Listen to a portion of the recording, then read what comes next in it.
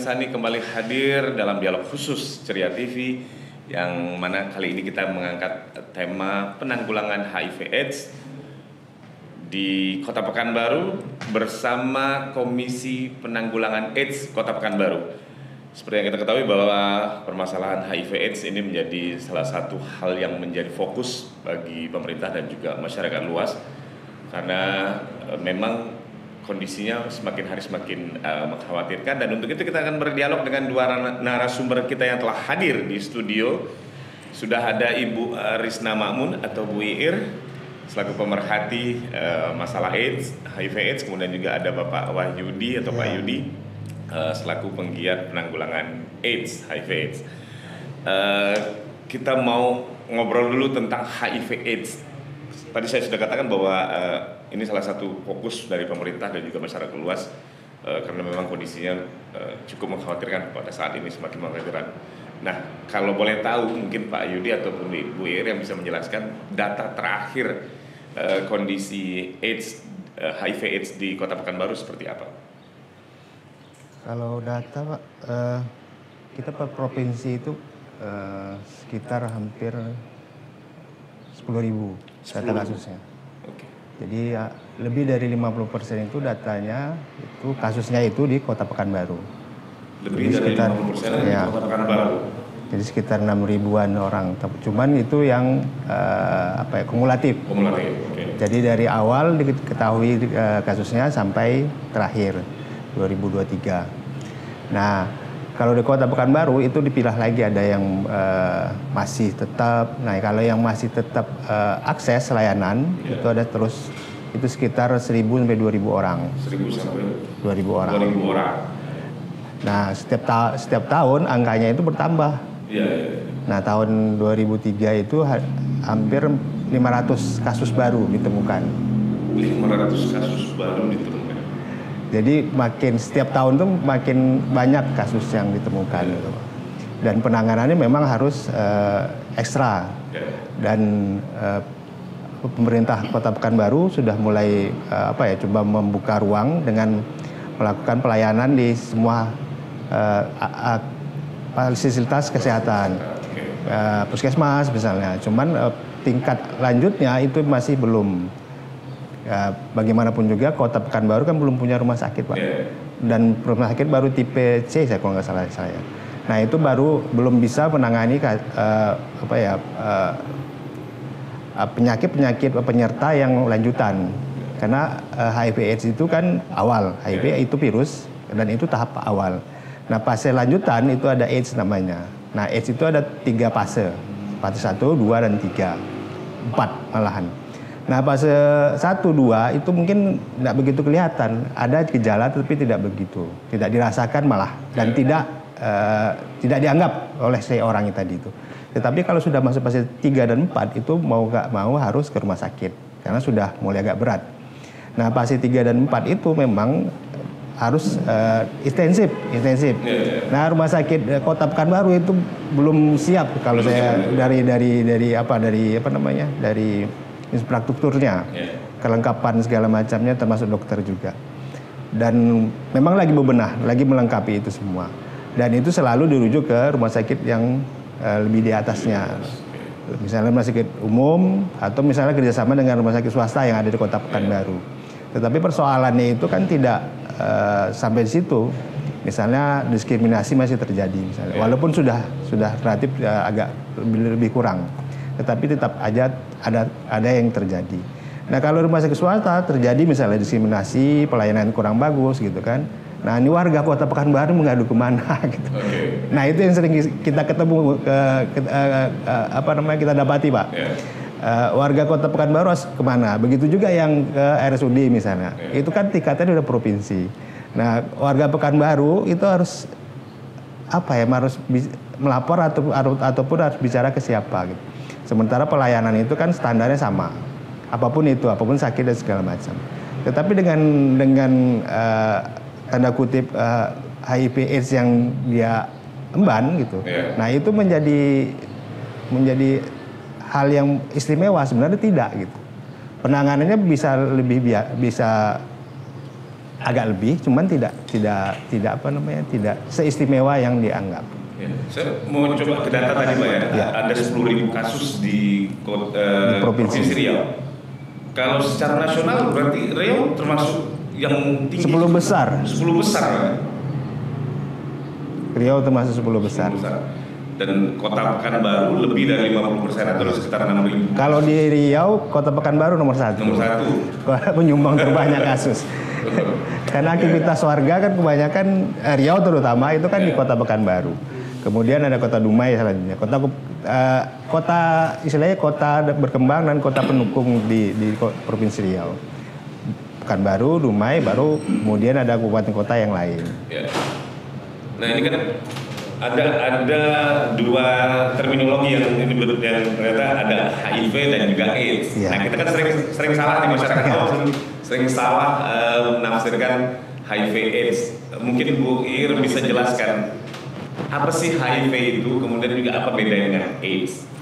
Ya, terima kasih. Jadi kalau sebenarnya sangat berbeda. Nah dulu kita beranggapan ya itu sama gitu ya kan. Ya, jadi kalau HIV orang yang kondisinya masih sehat tapi di dalam tubuhnya udah ada virus HIV. Jadi dia seperti kita aja sama gitu, dia bisa beraktivitas segala macam.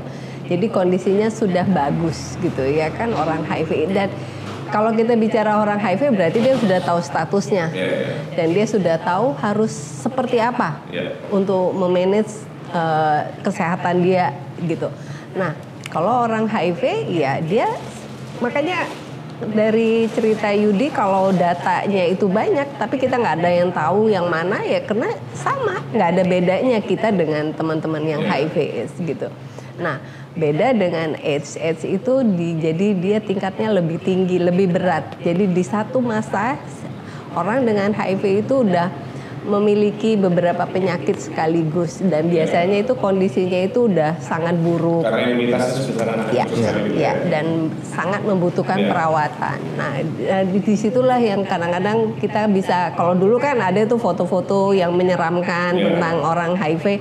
Nah, ya seperti itulah kadang-kadang kondisinya. Tapi orang orang AIDS itu bisa kembali ke HIV. Oh, bisa kembali ke kondisi HIV? Iya, sehat, bukan sembuh ya, sehat. Ya. Kalau boleh tahu masa dari kemudian terjadi virus HIV lanjut ke fase AIDS-nya itu berapa lama biasanya? Ada patokan tertentu waktunya kira-kira?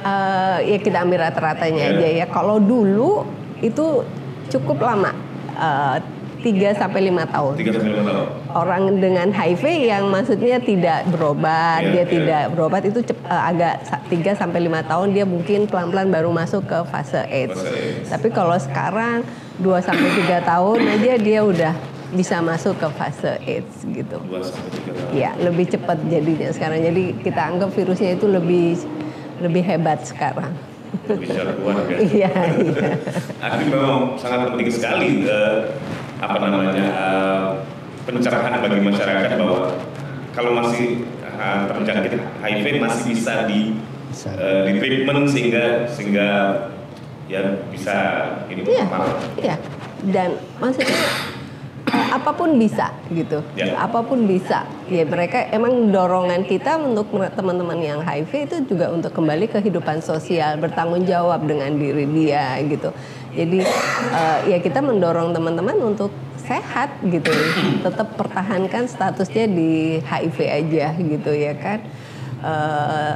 Jadi dia bisa ya kalau dia anak kuliah dia harus kembali ke kuliah, dia harus menyelesaikannya ya seperti itu. Saya coba ke Pak Yudi lagi. Jadi kira-kira apa nih kalau misalnya seseorang terjangkit HIV, Iya Pak. apa gejalanya? Kalau HIV itu nggak ada gejala sama sekali Pak. Tidak ada gejala. Nggak ada. Malah makanya itu jadi kalau dibilang spesial tidak, tapi jadi justru jadi spesial karena tidak ada gejalanya.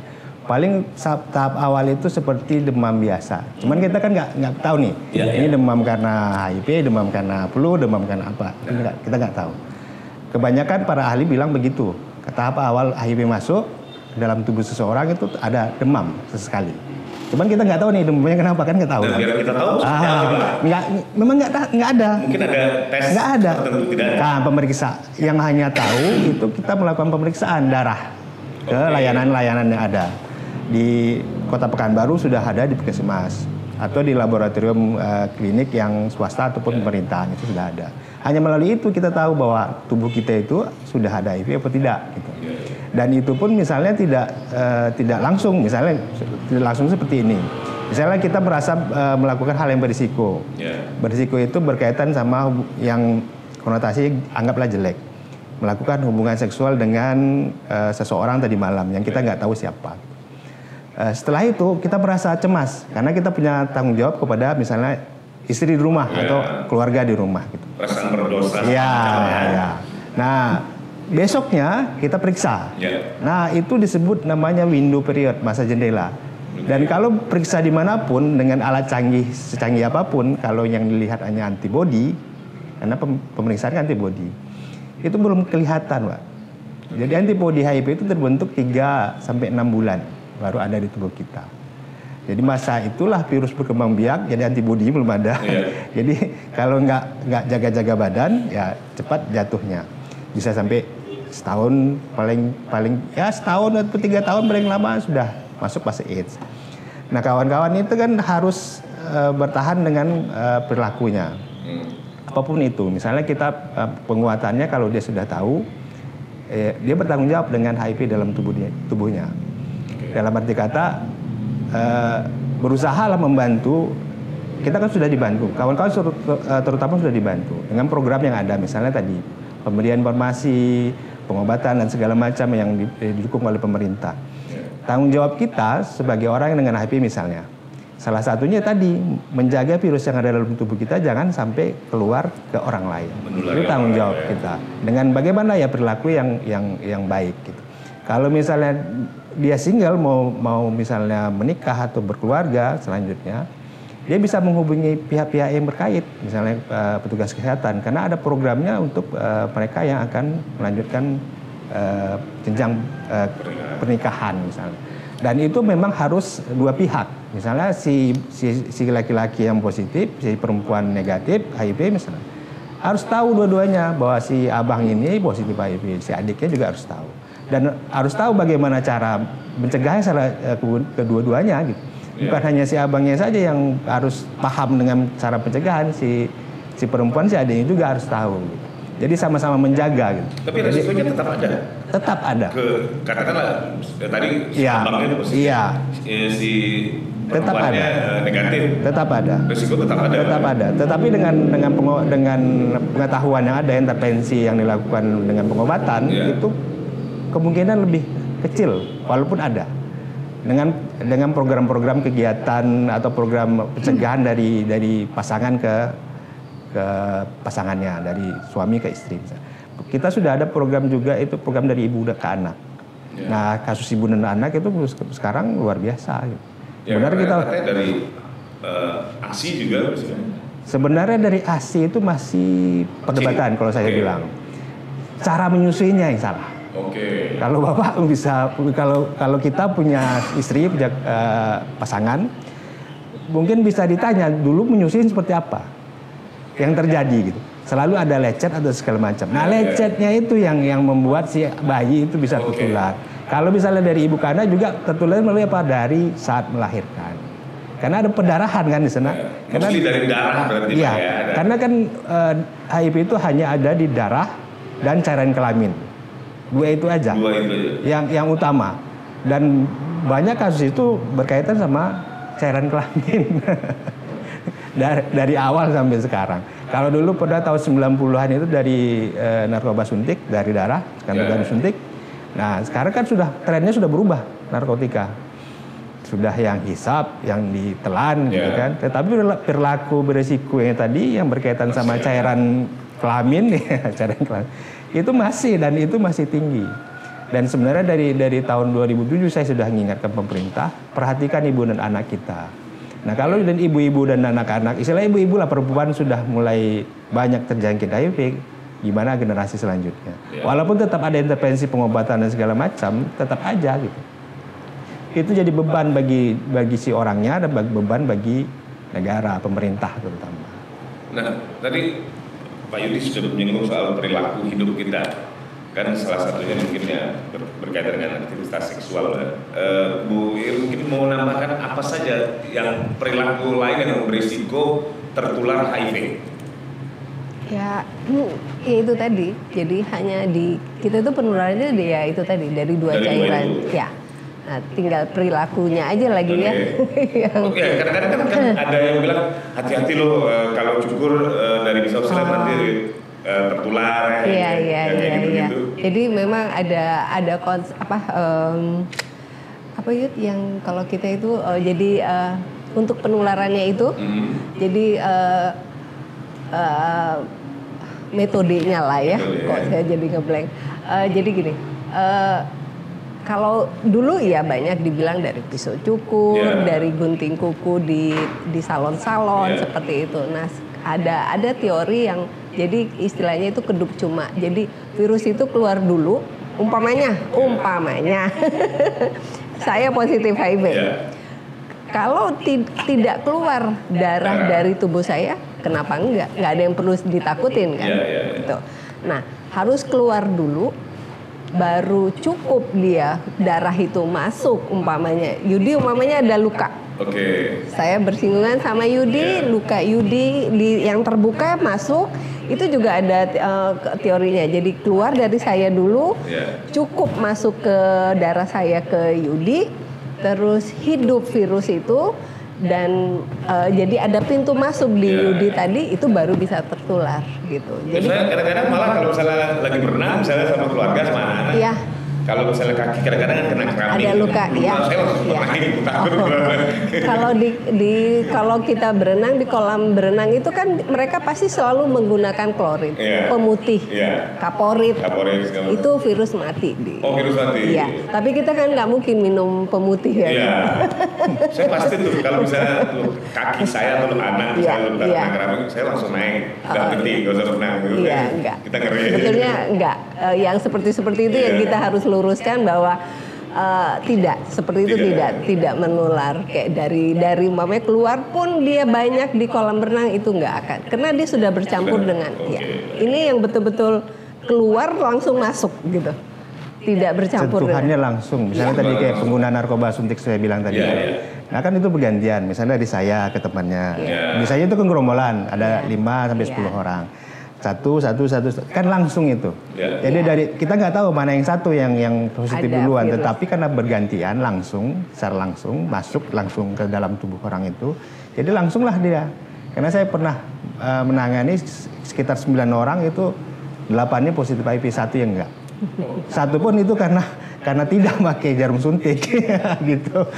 Jadi ada satu kelompok itu 9 orang saya kebetulan saya dampingin. Itu 99-nya sudah saya periksa, mau melakukan pemeriksaan. 8 positif, 1 tidak positif. Itu pun karena tidak menggunakan jarum. Jadi kalau dari jarum suntik, dari darah, dari cairan tubuh darah terutama yang langsung masuk, itu 99,99%. Nah kalau dari hubungan seksual itu hanya 0,01%. Hubungan laki-laki perempuan. Jadi 100 banding 100. Cuman kita kan nggak tahu nih. Yang ke 100 kah? Yang ke 50 kah? Nah kalau kita berulang melakukan, karena kebanyakan berulang kan melakukan, sudah melakukan berulang-ulang, jadi kita nggak tahu yang mana. Entah yang pertama, entah yang kedua, entah yang ke 100 mungkin, atau yang keberapa. Cuman perilakunya itu kan harus dijaga. Karena seperti tadi, kita nggak tahu yang keberapa kita akan tertular dari orang, atau kita menularkan orang. Kalau kawan-kawan yang selama ini yang kita dampingin, yang kita berikan pencerahan itu tadi saya bilang supaya menjaga virusnya jangan keluar. Ada tanggung jawabnya Pak ya? Tanggung jawab moralnya. Nah yang di luar ini ya nggak paham, kadang nggak ngerti. Seperti saya bilang tadi Pak, orangnya bagus, orangnya baik, istilahnya dari casingnya bagus segala macam. Kita nggak tahu virus itu di dalam tubuhnya gitu, di dalam badannya gitu. Dan kita nggak tahu juga apakah yang pertama itu kita hubungan sama dia atau bukan gitu. Kita nggak tahu. Atau misalnya dengan siapa kita berhubungan baru akan kena. Atau misalnya nunggu pula dulu baru kena, kan nggak mungkin. Jadi maksud kami salah satu melalui kegiatan ini menyampaikan bahwa kalaupun mau melakukan itu bukan hanya dosa yang didapat. Kalau selama ini kan kalau para ulama saya bilang dosa, jangan dekati zina. Kalau saya bilang bukan hanya dosa didapat. Penyakit juga. Nah, kalau zaman dulu kan sudah ada penyakit kelamin dibilang orang kan. Nah ini tambahannya gitu. Bukan berarti tambahan seperti apa ya. Tapi dia akan terbawa karena virus ini, HIV ini tidak bisa dibunuh. Adapun penanganan, pengobatan segala macam itu dia akan ditanggung seumur hidupnya. Pengobatan dilakukan seumur hidupnya. Memang sih lebih baik daripada sebelum-sebelumnya. Maksudnya lebih baik kalau dulu begitu masuk fase AIDS, ya kita nunggu aja lah ajal. Kalau dulu ya.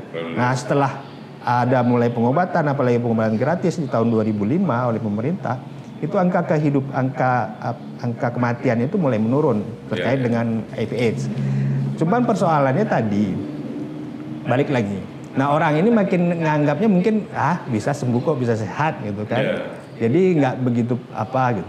Ya kalau misalnya belum ngerasa, saya bilang nggak tahu gitu. Tetapi bagaimanapun juga, jangankan orang ini diponis HIV, diponis gula aja misalnya. Bapak diponis gula oleh dokter, itu tekanannya luar biasa kan?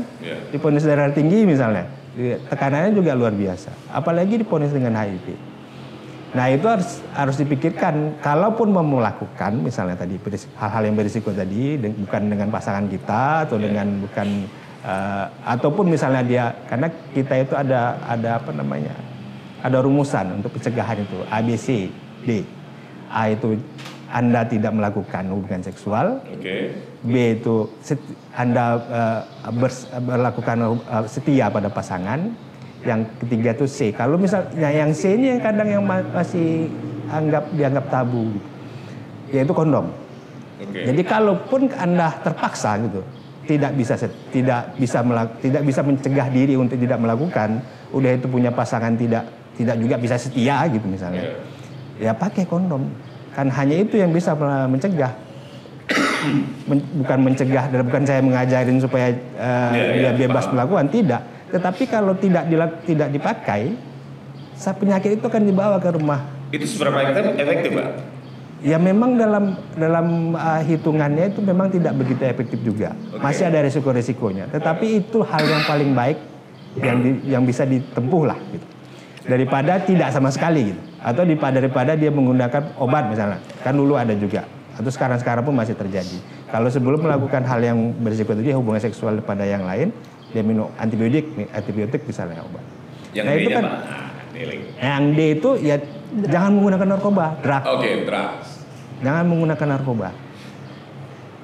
Nah ini kan stigma yang muncul adalah ketika seseorang terjangkit virus HIV, langsung banyak sekali predikat yang ditempelkan pada si penyintas gitu. Yang ini juga kadang-kadang menjadi penyebab seseorang penyintas itu kemudian tidak terbuka, kemudian malu untuk melakukan pengobatan dan lain-lain. Ini bagaimana cara menyadarkannya, Bu? soal masyarakat kepada masyarakat maupun ke si penyintasnya itu. Iya. Nah, kalau untuk masyarakat ya seperti yang kita lakukan saat ini ya, kita tetap sosialisasi bahwa HIV itu sudah ada di Riau, di Pekanbaru. Jadi kita juga kayak tadi dari data kasus yang memang betul dikeluarkan oleh Dinas Kesehatan. Itu data bukan dari kami gitu ya. Itu data yang resmi dikeluarkan oleh Dinas Kesehatan yang memang mereka lah yang melakukan tes itu. Dan dari situ kan kelihatan bahwa ada ibu rumah tangga yang positif HIV.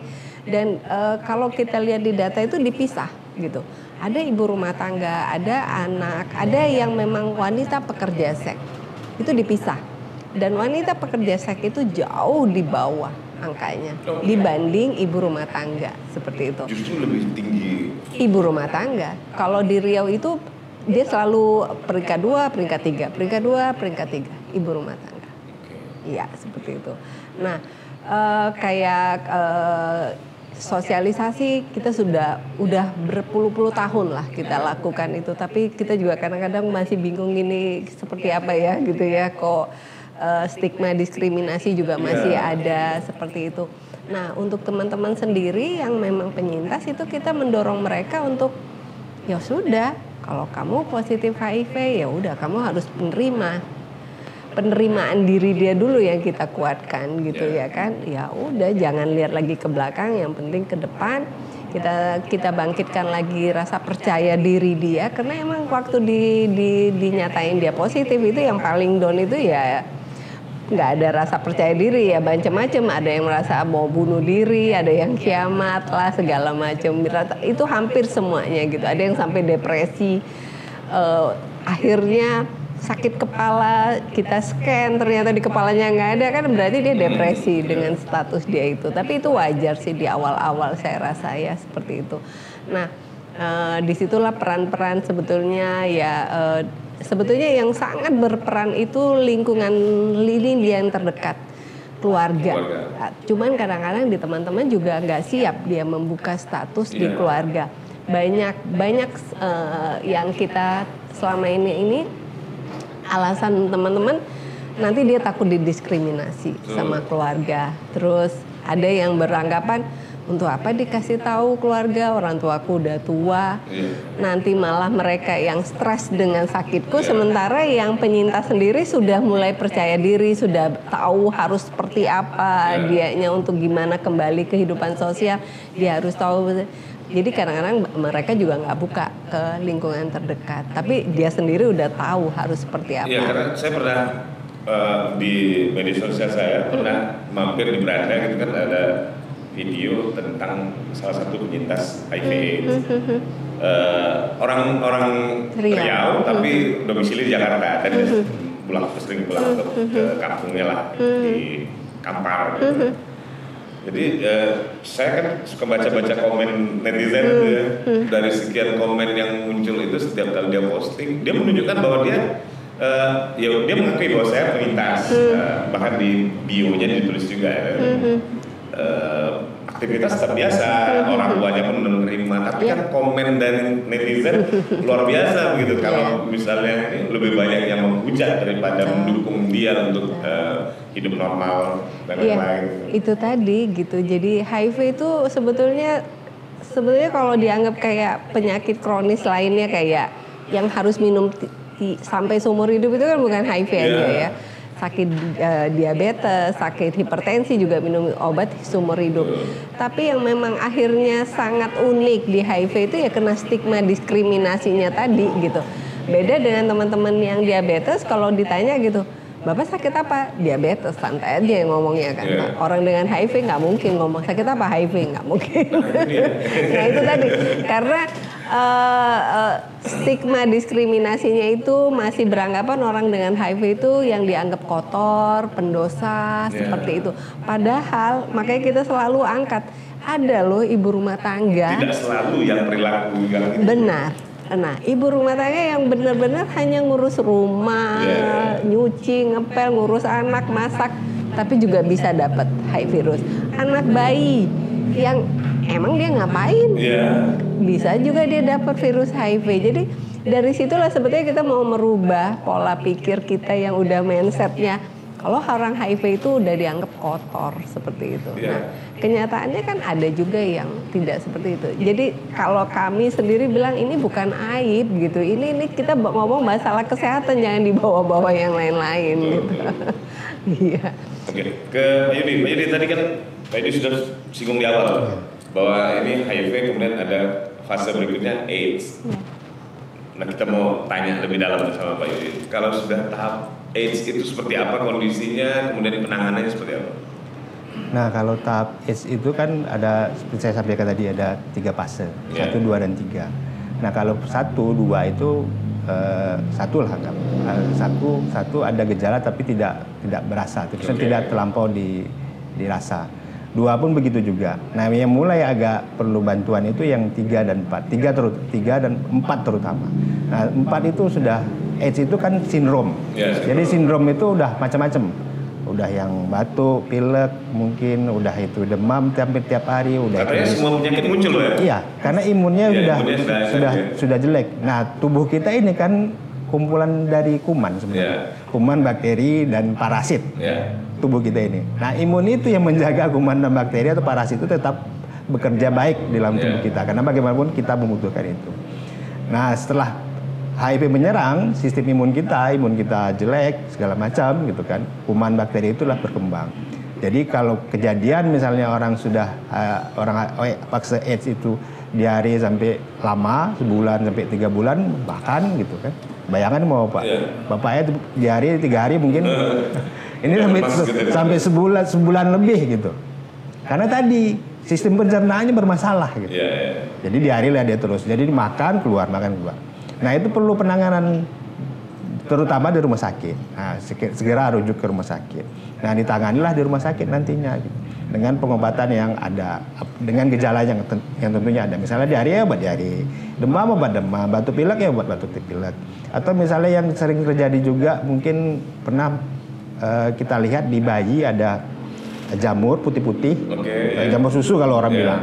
Nah, di orang dewasa nggak ada. Hanya ada di anak bayi karena imunnya belum bisa menangani itu secara baik. Nah, kalau kejadian di orang dewasa, salah satu ciri khasnya itu HIV. Nah, kalau ketemu misalnya ada teman, saudara atau siapa yang sudah kelihatan sering sariawan, katanya ngeluhnya atau seperti apa, coba suruh buka mulutnya. Itu akan kelihatan itu jamur, namanya jamur. Kalau bahasanya gampangnya jamur ya. Yang memang jamur di mulut kita. Dan itu sebenarnya sudah bukan hanya di mulut aja, sudah mulai dari pencernaan sampai naik ke atas. Nah, itu jadi masalah. Iya, makanya nafsu makan berkurang segala macam. Jadi tidak mau makan apa. Jadi itu jadi masalah. Dan memang harus ditanganin dengan pengobatan tadi. Nah, setelah dari pengobatan ya memang harus efektif, harus intensif misalnya. Dengan dalam berapa lama misalnya. Karena kalau sudah masuk fase 3 dan 4 itu biasanya akan lama dan penyakitnya sudah kronis, maksudnya banyak sekali gitu. Dan itu memang harus satu-satu ditangani. Dan harapannya jangan sampai ke sana gitu. Baru kita cari pertolongan kalau saya bilang. Baru datang ke rumah sakit misalnya. Atau kita bilang ke keluarga misalnya. Tetapi pas awal-awal sudah mulai kayaknya badanku mulai nggak enak, fase 1 misalnya, 1 atau 2. Nah, kalau itu kesempatan atau harapan untuk bisa pulih itu bisa lebih baik. Bisa lebih besar. Bukan berarti yang sudah masuk fase 3 dan 4 itu tidak bisa pulih lagi, tidak bisa sehat kembali seperti sedia kala, tapi memang persentasenya akan lebih kecil. Dan apa ya? Infeksinya tuh lebih banyak, bahkan sampai ke infeksi otak.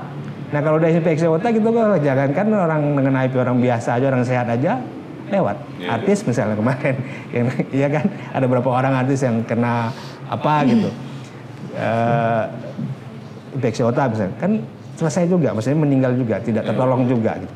Apalagi ini gitu, dengan misalnya infeksi otak lagi, infeksi pernapasan lagi, infeksi pencernaan lagi gitu kan. Itu kan sudah berat penanganannya. Jadi jangan sampai berat baru datang minta pertolongan. Saya agak menambahkan tentang diskriminasi. Sebenarnya dari awal persepsi kita sudah salah menyikapi HIV ini. Seperti saya bilang tadi. Bahwa sebenarnya HIV itu bisa tertular dengan siapa dan kapan saja. Maksudnya siapa dan kapan saja itu ya asal ya berkaitan dengan cairan tubuh tadi. Dengan siapa saja ya siapa saja, tidak ya ibu, anak-anak, bapak segala macam itu bisa. Kapan saja ya, di mana ya kapan gitu. Entah itu siang, malam atau seperti apa itu bisa saja. Itu persepsi kita yang dulu dari awal bahwa HIV itu berkaitan sama kelompok tertentu, misalnya LGBT, homoseksual zaman dulu. Kalau sekarang nyebutnya LGBT. Itu makanya konotasi negatifnya muncul, stigmanya muncul jadinya. HIV berarti kawan-kawannya nih. Gitu. Kemudian muncul lagi kasus narkotika suntik. Berarti temannya lagi nih. Gitu loh. Jadi selalu dikaitkan dengan hal yang negatif, makanya stigmanya muncul terus. Kita lupa bahwa kasus di Riau terutama itu perempuan itu luar biasa gitu. Dari mana ya? Dari si bapaknya gitu, istri misalnya ibu rumah tangga, dari bapak rumah tangganya gitu. Ngapain dia di rumah? Ya di rumah biasa ngurus anak, ngurus rumah gitu. Sebagaimana ibu rumah tangga lainnya. Dan kita lupa bahwa itu selalu kita lupakan bahwa itu selalu terjadi gitu. Dan si bapak ini selalu dianggap tidak tidak punya tanggung jawab. Karena kalau di kita itu selalu ada istilahnya itu si ibu si perempuan ini mendapat warisan lebih gitu. Bukan hanya harta yang ditinggal, tetapi sakit gitu. Penyakitnya yang dibawa gitu. Seumur hidupnya gitu. Tambah lagi nanti anaknya lagi kalau sempat dia. Karena kalau sebenarnya kalau dari awal sudah tahu, ada penanganan dari ibu ke anak supaya jangan sampai tertular. Tapi kalau belum tahu sempat punya anak dan tertular anaknya. Nah, itu kan jadi beban juga gimana? Karena saya ngalamin, Pak. Saya bukan ngalamin dalam arti kata apa. Saya bertemu sama ibu-ibu yang tadi yang ngurus anak-anak tadi yang suaminya udah nggak ada gitu kan ya. Bingung dia jadi kepala rumah tangga juga, udah itu beban di dia dengan HIV-nya, beban di anaknya dengan HIV juga. Gimana anak saya sekolah, Pak, gimana segala macam. Siapa yang mau ya? Nah, gitu. Itu sudah jadi beban ke mereka, tambah stigma lagi dari luar bahwa itu ya mungkin si ibu begini segala macam ya berkaitan dengan hal-hal yang tidak baik tadi itu. Sebenarnya kan tidak. Nah, itu yang harus sama-sama peran kita bersama. Peran misalnya pemangku kepentingan yang lain, misalnya pemangku adat, pemangku agama misalnya, menyampaikan hal yang baik bahwa memang benar ada di kalangan mereka. Tadi di LGBT homoseksual ya. Dan kasusnya memang lagi tren sekarang, lagi naik dan perilaku mereka lagi tren juga gitu. Sama seperti halnya dulu tahun 90 lagi trennya itu narkotika misalnya. Sama, tren itu kan selalu berubah seperti itu. Nah, itu harus sama-sama, sebenarnya sama-sama kerja bersama gitu sebenarnya. Nah, kalau misalnya kami saja atau misalnya KPA atau kesehatan aja yang menangani ini nggak siap, Pak. Istilahnya nggak selesai gitu. Makanya perlu ada peran bersama. Pihak agama, pemangku kepentingan berkaitan dengan agama seperti apa?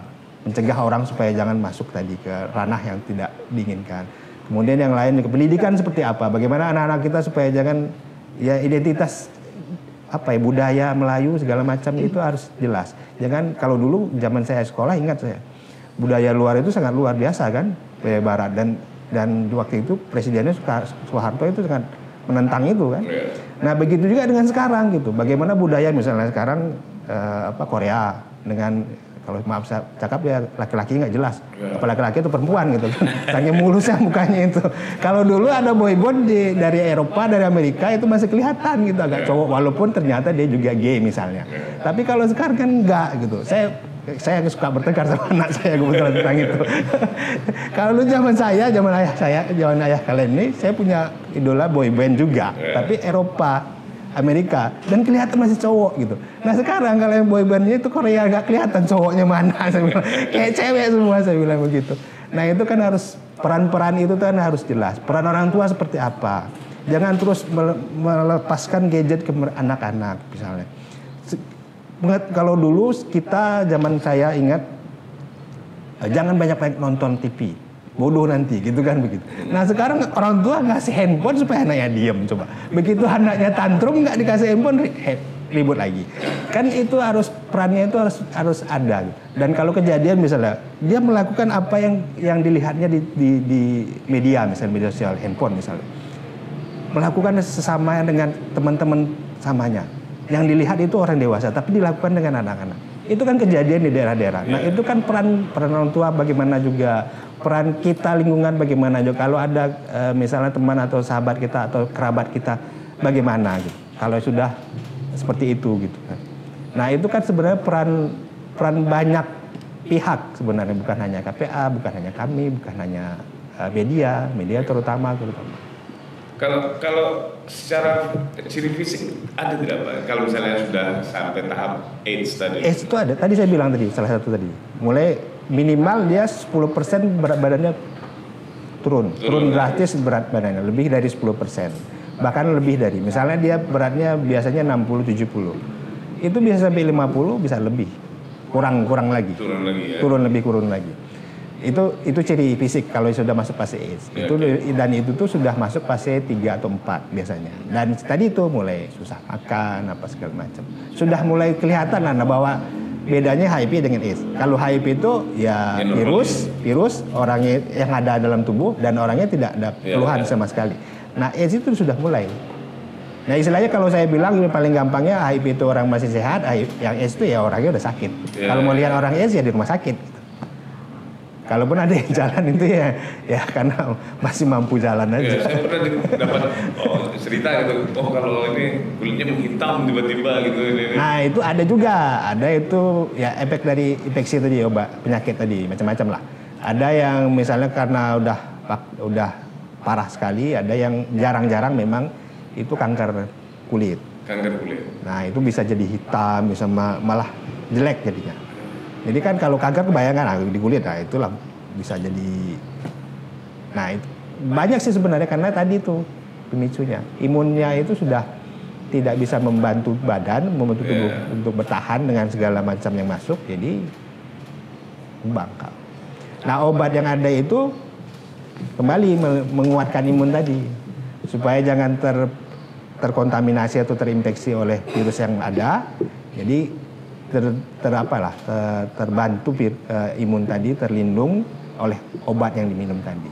Makanya pelan-pelan imunnya berkembang, bertumbuh, virusnya pun karena tidak ada yang tidak ada yang diinfeksi mulai berkurang makin lama. Bahkan bisa mungkin hilang sama sekali, tapi belum ada sih penelitian sama sekali. Karena begitu virus dinyatakan tidak ada dalam tubuh, bukan berarti tidak ada sama sekali. Karena dia kan namanya tubuh kita itu kan ada darah dimanapun, di posisi manapun ada, dan tempat hidup utamanya itu di darah. Oke. Angka yang terjangkit atau penyintas itu nomor 2 itu justru ibu-ibu. Ini kan perlu kesadaran bersama, sesuatu yang holistik lah untuk kita lakukan bersama bahwa HIV/AIDS itu tapi ternyata juga bisa menjangkiti bahkan ibu rumah tangga yang tidak ngapa-ngapain, mungkin terdapat dari suami yang atau bagaimana lah gitu. Ini kan agak berat nih tugasnya menyadarkan masyarakat soal itu. Nah kalau Bu Ir sendiri artinya yang paling bagus dilakukan sosialisasi atau mungkin yang pernah Bu Ir lakukan gitu. Iya. Ya itu tadi ya. Jadi kadang-kadang waktu teman-teman itu tahu dia positif ya, yang ibu rumah tangga tadi, kadang-kadang mereka bertanya terus, salahku apa ya, dosaku apa? Aku juga hanya berhubungan dengan pasangan yang sah, hubungan yang halal seperti itu. Tapi ya itu ya, tapi kenyataannya ya kalau kita bilang ya udah memang harus dijalanin gitu. Yang udah kita lakukan selama ini kadang-kadang agak berbalik jadinya. Nah ini juga agak berat ya, kalau kita di Sumatera itu agak mungkin budaya juga gitu. Jadi rasanya nggak akan mungkin seorang istri menolak kalau suaminya minta berhubungan, terus untuk menawarkan untuk pakai pengaman. Itu juga ya banyak yang juga bertanya seperti itu, nggak rasanya kok gimana gitu, kayaknya nggak mungkin. Nah makanya juga kita dulu sempat juga penyuluhan itu ya mungkin yang harus kita lakukan tuh ke laki-laki. Oke. Iya, ya dialah yang harusnya tahu seperti apa. Kalaupun dia melakukan hal yang tadi di luar, untuk dia bawa pulang ke dalam, mungkin dia harus menggunakan pengaman seperti itu. Masa bawa oleh itu ya? Ya kalau dia pun mau berhubungan sama istrinya, dia mungkin masih pakai alat pengaman, ya kan? Ya mungkin ya bisa. Jadi makanya kasus itu jadi tetap ada. Emang kalau kita bilang HIV stop di sini, saya nggak tahu tuh gimana ya. Maksudnya kita bisa stop gitu ya, nggak ada lagi teman-teman itu kok kayaknya susah gitu ya kan. Itu tadi. Jadi ada dia tahu status, tapi dia nggak berani ngomong. Ya, kebanyakan itu Bu. Akhirnya karena tuntutan dan umpamanya kalau dia seorang tuntutan dari keluarganya, kamu udah umur sekian, kapan lagi, udah mapan segala macem. Akhirnya ya dia berumah tangga tapi dia tutup statusnya. Nah itu. Tapi ada juga yang dia berani buka status seperti itu. Jadi memang banyaklah hal-hal gitu yang kita hadapi memang teman-teman itu. Jadi ya itu tadi kayak ibu rumah tangga. Kadang-kadang saya juga gini, kalau saya buat penyuluhan ke ibu rumah tangga ya paling nggak dia tahu untuk ke anaknya umpamanya ngingetin, tapi untuk ke diri dia sendiri itu mungkin agak berat untuk melakukan kayak seperti menolak hubungan suami seperti itu. Itu tadi budaya kita di sini, agama kita juga cukup kuat di sini kan, itu juga nggak boleh ya katanya menolak ajakan suami. Nah itu yang seperti itu gitu. Makanya kasus ibu rumah tangga itu lebih banyak daripada perempuan pekerja seks. Iya, karena kalau mereka sudah tahu risikonya ya, kalau ibu rumah tangga kalau justru mereka nggak tahu apa-apa, tahu dapat.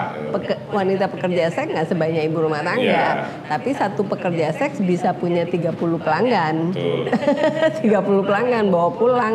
Nah, itulah hasilnya. Iya. Kayaknya perlu lebih banyak lagi mungkin sosialisasi ke ibu-ibu, lebih masif lagi lah. Mungkin melalui kegiatan majelis taklim dan lain-lain, karena memang ya itu tadi akibat kesimpang siuran informasi segala macam, minimnya penyuluhan segala macam, akhirnya memang ibu-ibu yang tadi tidak tahu apa-apa justru malah nomor 2 peringkatnya gitu. Iya. Dan ya itu tadi dari ibu akhirnya turun ke anak. Iya. Tapi ya sekarang syukur banyak sekali program ya dengan data yang ada gitu. Jadi sekarang ini ibu hamil wajib tes HIV untuk pencegahan ke anaknya. Jadi kalau begitu dia hamil langsung dites. Jadi untuk mencegah ke anaknya. Terus sekarang calon pengantin Catin itu juga udah wajib tes HIV. Ya itu juga untuk biar tidak kecolongan kita di situnya gitu. Tapi angkanya tadi masih 500 ya pertumbuhan setiap tahunnya, 500 kasus gitu. Itu yang terdata gitu ya. Karena dia kan sistemnya orang datang ke layanan, Mbak. Iya. Nah, misalnya tadi dengan keluhan atau dengan tidak ada keluhan. Dengan tidak ada tuh misalnya, nah sekarang kan ada program kawan-kawannya itu mendorong namanya populasi khusus, populasi kunci. Nah tadi LGBT, kelompok LGBT, pekerja seksual segala macam. Nah intervensi kita kan selalu berkaitan dengan mereka yang berisiko utama. Seperti Ibu Irta disampaikan. Satu pekerja seks itu melayani misalnya satu hari itu anggaplah paling sedikit 5 kali seminggu, kali sebulan, berapa? Capek gitu ya Pak.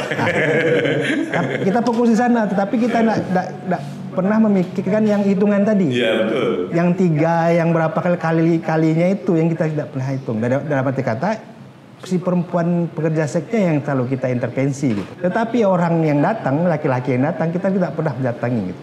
Misalnya saya pernah coba itu. Dulu pernah sekali, udah lama sekali. Udah sama KPA. Itu salah satu contoh gitu bahwa kalau kita intervensi ke mereka, oke gitu. Misalnya dari kawan-kawan LGBT, misalnya penggunaan narkoba suntik atau siapa. Kita sendiri yang laki-laki yang merasa laki-laki gitu kan.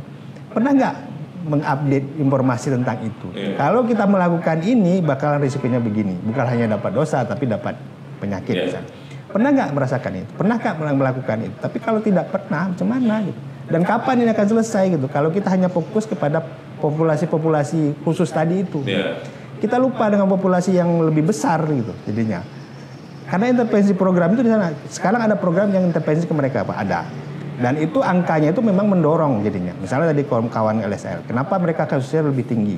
LGBT LSL terutama sama seks dengan laki-laki dengan laki. Kenapa ya? Karena mereka melakukan hubungan seksual tidak pada tempat yang semestinya. Makanya risikonya lebih besar. Persentase risiko penularannya lebih besar memang.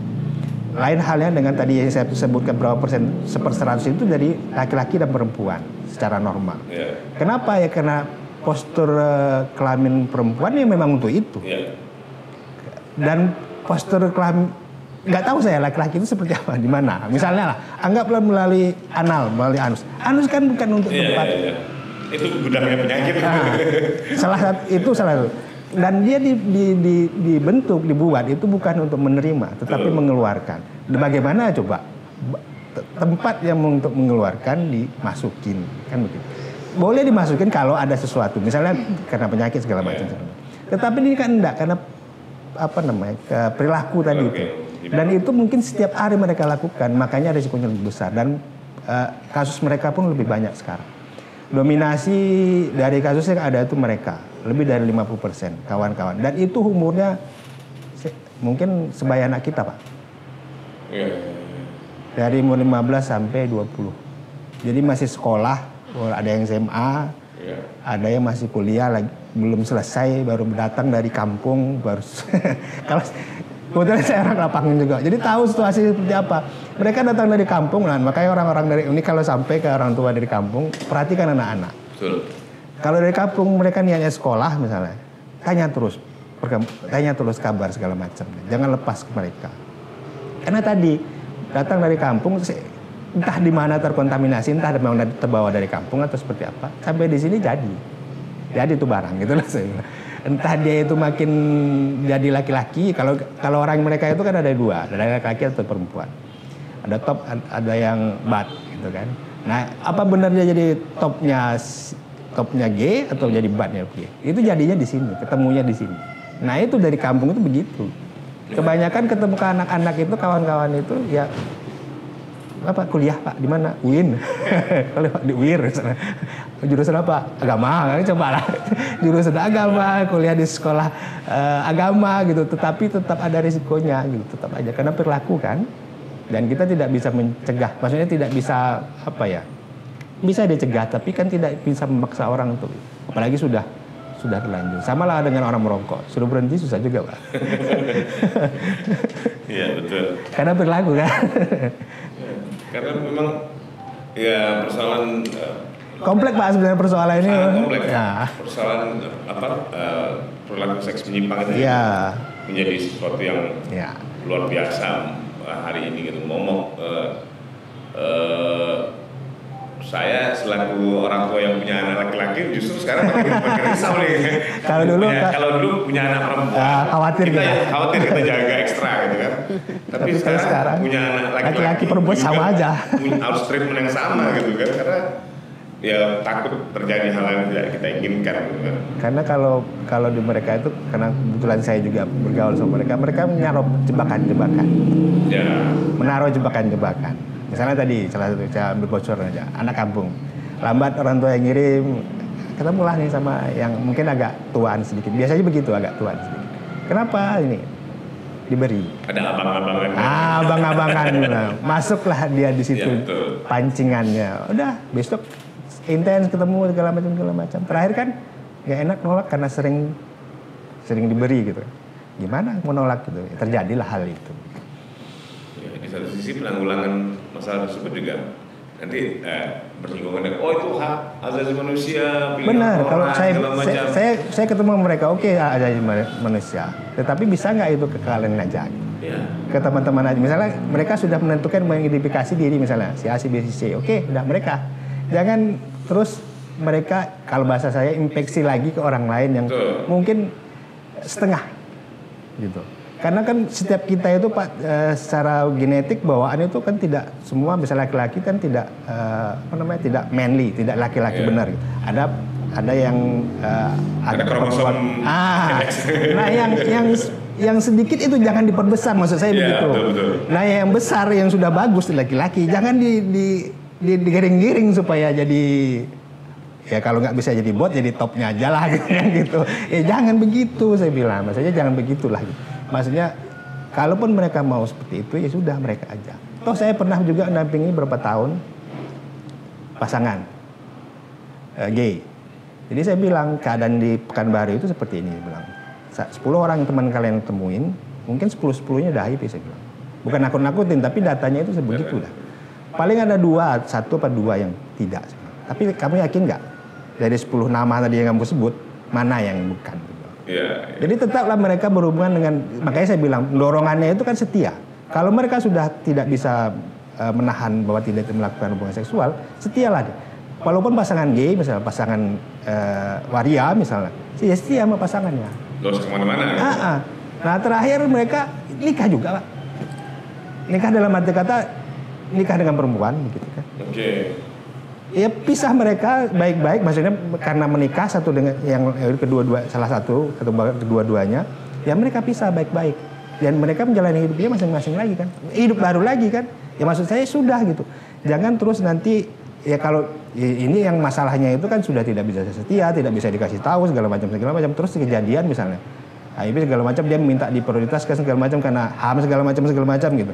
Tetapi mereka tidak bisa apa ya? Bagaimanapun negara itu kan ada aturan. Yeah.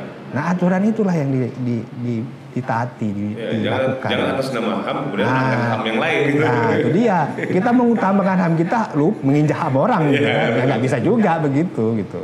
Yeah. Nah itu pengalaman pribadi saya. Ada satu pasangan gay menikah satu dengan ya udah mereka hidup masing-masing, baru masing-masing ya.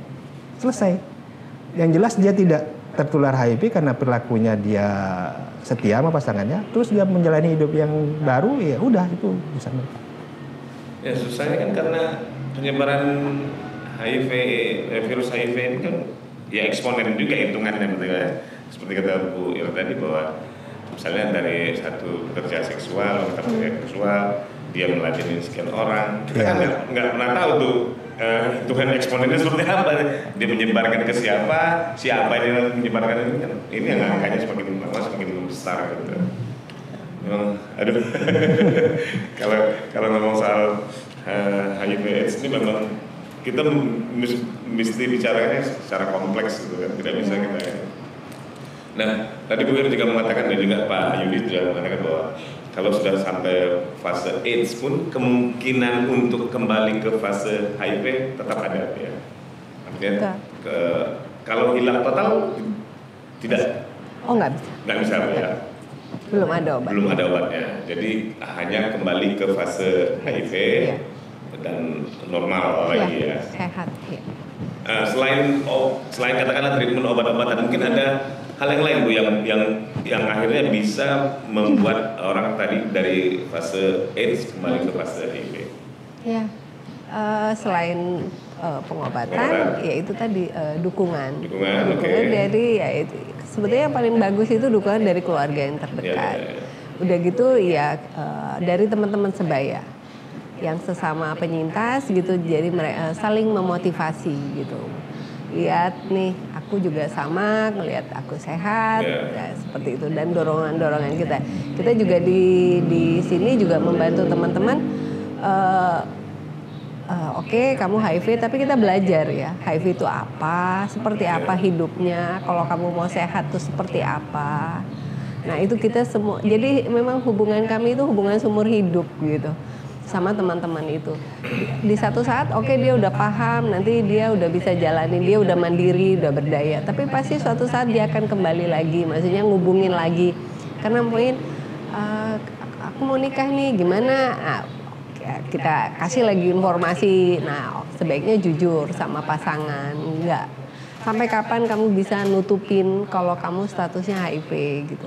Kamu minum obat seumur hidup, nggak mungkin kamu nggak dilihat pasangan kamu pas minum obat. Nanti dia bertanya-tanya, banyak hal yang kita sampaikan. Untung ruginya kalau dia tidak buka status sama pasangannya seperti itu. Nah, jadi kita itu ya memotivasi teman-teman itu ya untuk kalau kita sih dulu suka ngomongnya ya itu tadi HIV bukan AIDS, terus ini nggak kiamat buat teman-teman gitu. Dan kita juga sangat mendorong teman-teman untuk HIV stop di sini. Jadi kalau sudah kena ya udah cukup di dia aja, jangan lagi ke yang lain. Jangan berbagi lah. Iya, sampai kita kadang-kadang juga ngajarin teman-teman itu, mendorong teman-teman itu untuk kayak berobat aja. Umumnya ke dokter gigi itu pasti berdarah-darah ya kan. Di sikit aja kita pasti udah berdarah. Nah itu kan cukup beresiko dengan alat-alatnya gitu. Jadi kadang-kadang teman-teman itu udah pandai menyiasatinya untuk tidak menularkan ke pasien berikutnya gitu. Mereka ngambil jadi pasien yang terakhir. Iya, jadi maksudnya dengan pasien terakhir nanti dokternya bisa mensterilkan alatnya dengan waktu dari terakhir baru besok lagi buka praktek gitu. Kan udah cukup lama, virus itu juga udah mati gitu ya, sampai sebegitunya lah teman-teman lakukan gitu.